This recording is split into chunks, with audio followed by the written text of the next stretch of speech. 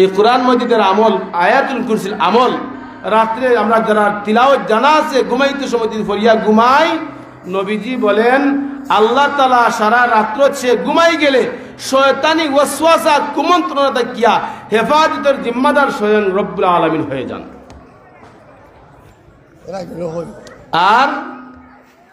আর একটা কি লাভ, যদি আয়াতুল কুরসির আমল নিয়মিত ঘুমাইতে সময় করে, নবীজি বললেন যদি ওই ব্যক্তি ঘুমের ভিতরে মারা যায়, আমরা তো অনেক জানা আছে অনেক মানুষ ঘুমায় আর তার পক্ষে সকাল দেখা সম্ভব হয় না, সকাল দেখা সম্ভব হয় না, এরকম হাজারো মানুষ আছে।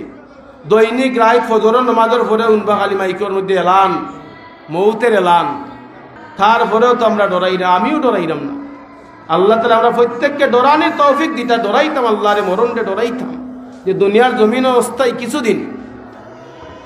আল্লাহ নবী মুহাম্মদুর রাসূলুল্লাহ সাল্লাল্লাহু আলাইহি ওয়াসাল্লাম ফরমাইন কইন যে যদি কোনো মানুষ রাত্রে আয়াতুল কুরসি পড়িয়া ঘুমায় আর ওই রাত্রিতে সে মারা যায়, তারে জান্নাতে ঢুকাইবার জিম্মাদার রব্বুল আলামিন হয়ে যান।